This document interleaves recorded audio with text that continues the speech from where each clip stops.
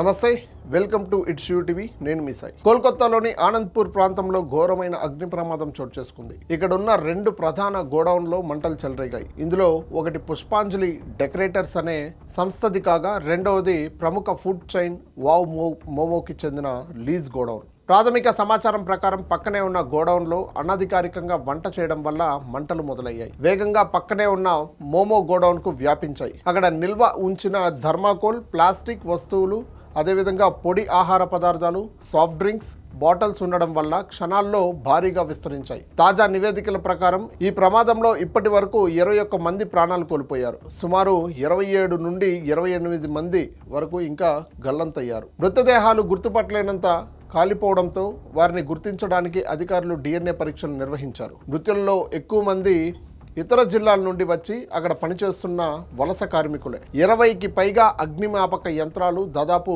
24 గంటలు పైగా స్రవించి మంటలను అదుపులోకి తెచ్చాయి. పశ్చిమ బెంగాల్ గవర్నర్ సివి ఆనంద్ బోస్ ఘటనా స్థలానికి సందర్శించారు. మృతుల కుటుంబాలకు కేంద్ర ప్రభుత్వం 2 లక్షలు, గాయపడిన వారికి 50,000 ఎక్స్గ్రేషియా ప్రకటించింది. సరైన అగ్నిమాపక భద్రత, ఫైర్ సేఫ్టీ ప్రోటోకాల్స్ పాటించినందుకు గోడౌన్ యాజమానితో పాటు మరో కొంతమంది బాధితులను కూడా పోలీసులు అరెస్ట్ చేశారు. ఈ గోడౌన్ అసలు అగ్నిమాపక శాఖ నుండి అనుమతి పత్రం లేదని అధికారులు గుర్తించారు. కార్మికులు రాత్రివేళ గోడౌన్లో నిద్రించడం వల్ల మృతుల సంఖ్య పెరిగిందని తెలుస్తుంది.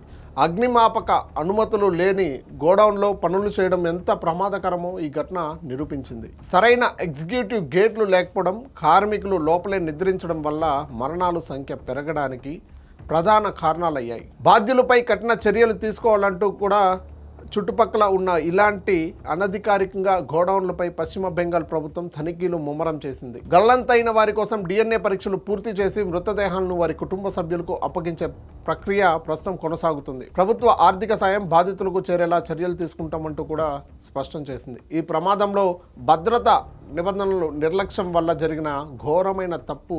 భవిష్యత్తులో ఇలాంటివి పునరావృతం కాకుండా ఉండాలంటే భద్రతా తనిఖీలు కఠినంగా అమలు కావాలంటూ కూడా గవర్నమెంట్ ఆదేశాలు జారీ చేసింది.